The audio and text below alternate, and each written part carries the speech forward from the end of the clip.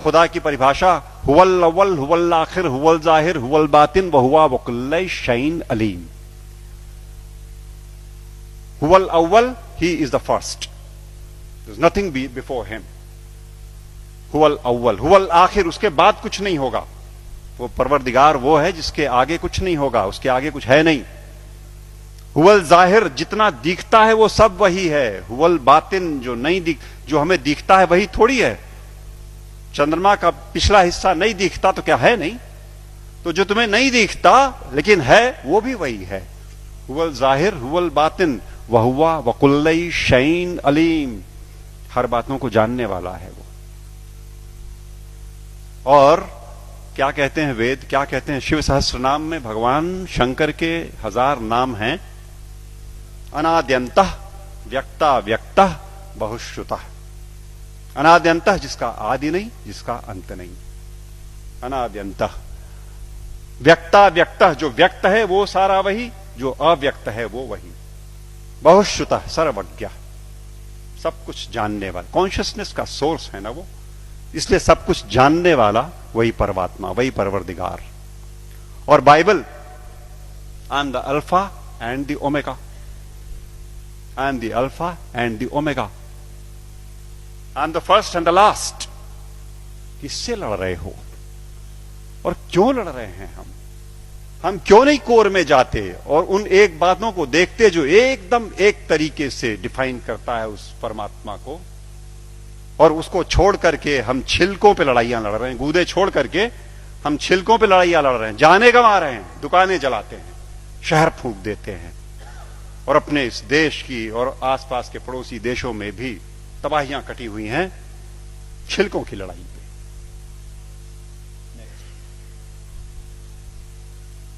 सूफी फकीर कहता है अन अल हक, ट्रांसलेटेड इट मीन्स अहम ब्रह्मास्मि, आई एम द सेम। अन अल हक, ये सूफी फकीर बोलते हैं। लेकिन हम हैं कि लड़ने से बाज नहीं आने वाले। हम हैं वो इसे नहीं सुनेंगे, न मानने को तैयार होंगे। वो वही बात होली बाइबल जब कहती है कि I am the way the truth and the life, no one cometh unto the Father but by me. But by me means through the soul, जो हमारे अंदर वो ज्योति का पुंज है, उसी के थ्रू रास्ता अंदर जाएगा। एक बात और, वेद कहते हैं न तस्य प्रतिमा अस्ति यस्य नामा महद्यशः, उसकी परवरदिगार की कोई मूर्ति नहीं बन सकती। वेद कहते हैं निराकार ब्रह्म को जब परिभाषित करते हैं तो कहते हैं न तस्य प्रतिमा अस्ति यस्य नामा महद्यशः। गुरुजी बैठे हुए हैं, कुछ अगर खोट हो तो टोक देंगे। वो जो मूर्ति पूजन गलत नहीं है, अपने हिसाब से उन्होंने कहा वो इनिशियल स्टेजेस में आपके लिए ठीक है, करो आप, भाव आपने वहां प्रतिष्ठा की, आपको परिणाम देगा। लेकिन सच मायने में जो निराकार पर ब्रह्म है उसकी मूर्ति वूर्ति नहीं बननी। तो बातें फिर वही सारी की सारी, जहां एका है वो देखेंगे नहीं, जहां झगड़ा है वहां बैठे हुए हैं, वहां हथियार निकाल लिए हैं। नेक्स्ट, सच बात तो यह है कि आज की दिक्कत यह है कि ये अधर्म जो है ये धर्म के रूप में चला आया है।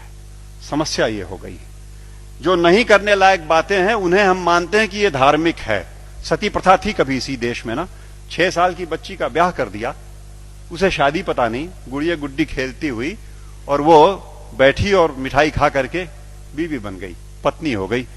और बगल के गांव का लड़का 8 साल का किसी बीमारी में चला गया, अब ये सती हो गई।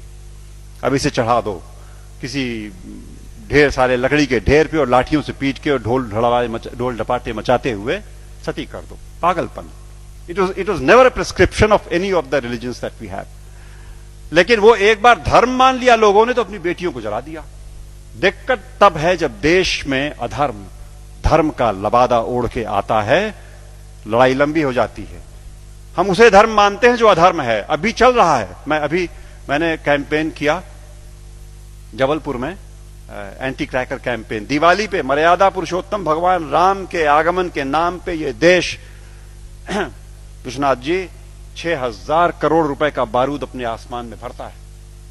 6,000 करोड़ का बारूद उस देश में जहां दिवाली के दिन करोड़ों के हाथ में एक बताशा नहीं और एक दिया नहीं।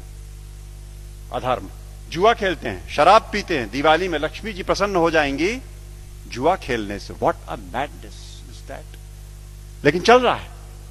अधर्म जब धर्म का लबादा ओढ़ के घुसेगा समाज में तो नहीं निकलेगा आसानी से, और अगर वो निकलेगा आपके प्रयास से। आप जगे हुए लोग हैं, आपके प्रयास से जाएगा। राह चलतों के प्रयास में से वो बात नहीं आनी, वो समझ ही नहीं सकते। या आप सुन तो रहे हो, आप शायद समझ भी जरूर रहे होगे। इस देश का एक बड़ा हिस्सा इन बातों को न सुन पाएगा न समझेगा। धैर्य नहीं उसके पास, समझ भी नहीं उसके पास। और आवश्यकता इस बात की है कि अधर्म जब धर्म का लबादा ओढ़ के आए तो पहचान के इग्नोर कर दो। लड़ाई नहीं लड़नी, आवश्यकता नहीं उससे लड़ाई की। It only needs to be ignored and probably that will do the trick next. सच बात तो यह है कि हम, जैसा मैं कह रहा था, कि हम छिलकों की लड़ाई में लगे हुए हैं, गूदे की ओर ध्यान नहीं दे रहे। और मेरे घर पे मैं शाम को आसपास के मोहल्ले के गरीब बच्चों को पढ़ाता हूं, थोड़े से। उन्हें रोज एक टॉफी एक बच्चे को देता हूं, उनको इनकरेज करने को कि वो आए। और वो अब जाके थमा है कुछ दिनों पहले, वरना रोज का झगड़ा था। एक टॉफी लाल रैपर में, हरे रैपर में, पर्पल रैपर में। ओ मुझे लाल चाहिए सर, मुझे हरी वाली चाहिए। लड़ने पे आमादा आपस में। और जिसे हरी मिल गई वो उछलता है, अंदर बिल्कुल एक चीज, लेकिन वो रैपरों की लड़ाई में परेशान।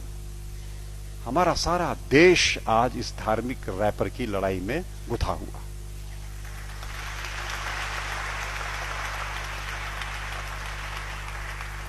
और यकीन मानो आपकी वो परवरदिगार ऊपर से देखता होगा तो बड़ा हंसता होगा।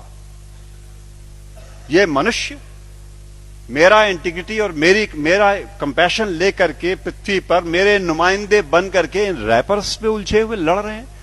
और ये मेरे घर की छत के बच्चे तो चलो खाली आवाज कशी करते हैं, यहां तो चाकू लगा देते पेट में, यहां तो जान मार देंगे, दुकानें जला देंगे, शहर लूट लेंगे उन रैपर्स की लड़ाई में। कब तक चलेगा मित्रों? सच बात तो यह है, मैं हल्का महसूस कर रहा हूं आज आपके बीच में ये बातें कह करके। मैंने ये बोझ उतार करके आपके कंधे पे डाला। आज मैं अकेला था ये बात बोलने को। आज के बाद आप सबके ऊपर ये जिम्मेदारी है कि आप एक बार रुको, ठहरो, सोचो, जागरूक हो और जागरूक करो औरों को, वरना ये देश की तबाही ऐसे ही चलती रहेगी। नेक्स्ट।